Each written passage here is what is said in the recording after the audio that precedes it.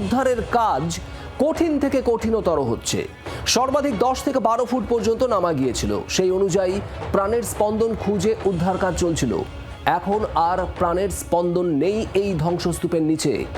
Mobile tower বলে আর কোনো কিছুর অস্তিত্ব নেই। কোনো মোবাইল টাওয়ারের অস্তিত্ব পাওয়া যাচ্ছে না এই ধ্বংসস্তূপের ভিতরে।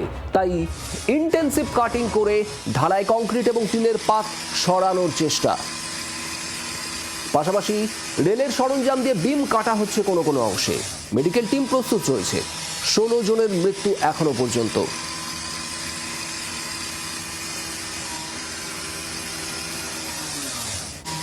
ছবি আপনারা দেখছেন। উদ্ধারকারী দল লোহার বিম, কংক্রিটের চাঙড় কেটে ওই এলাকায় পুরোপুরি ছানভিন করে খোঁজার চেষ্টা চালাচ্ছেন। অয়ন ঘোষাল আমাদের প্রতিনিধি রয়েছেন সেখান থেকে সরাসরি। অয়ন, 16 জনের এখনো পর্যন্ত মৃত্যু। এই মুহূর্তে উদ্ধার কাজের কি আপডেট?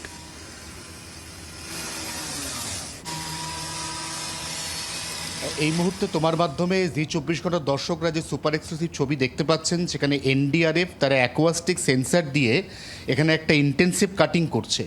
ইন্টেন্সিভ কাটিংয়ের লেয়ারগুলো যদি দেখি তাহলে দেখব যে একদম ওপরে যে কংক্রিটের চাঙড়, তার নিচে একাধিক লোহার প্লেট রয়েছে, একাধিক টিনের প্লেট রয়েছে।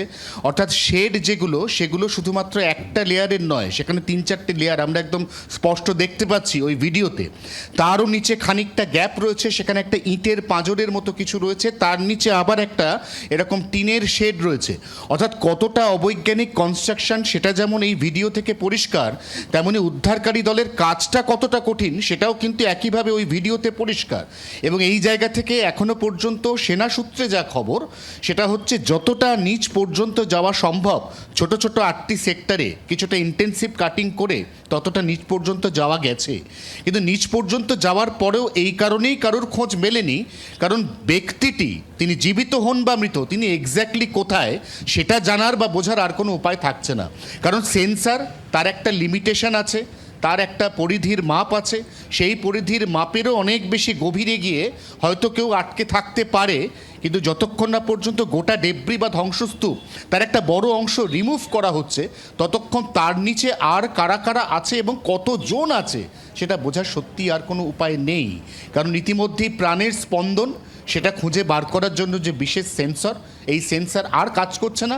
কারণ এটা প্রত্যাশিত যে এই মুহূর্তে কারোরই আর প্রাণের স্পন্দন নেই। মোবাইলের টাওয়ার ট্র্যাকার সেটা গতকাল সকাল পর্যন্ত ব্যবহার করা হচ্ছিল। তারপর আমরা জি24 ঘন্টা দর্শকদের জানিয়েছিলাম যে গতকাল দুপুরের পর থেকে মোবাইলগুলোর যে ব্যাটারি সেগুলো ন্যাচারাল ড্রেন হয়ে গেছে, অর্থাৎ মোবাইলগুলো সুইচড অফ হয়ে গেছে। অর্থাৎ কোনোভাবেই আর ট্র্যাক করা যাচ্ছে না।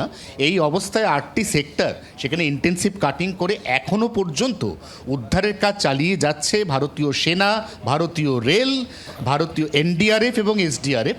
কিন্তু তারা নিজেরাই একথা এই মুহূর্তে কার্যত দ্বিধাহীনভাবে বলছেন যে ভেতরে আর খুব সম্ভবত কারোরই বেঁচে থাকার ন্যূনতম সম্ভাবনা নেই। বাংলার আওয়াজ, বাঙালির আবেগ, জি24 ঘন্টা।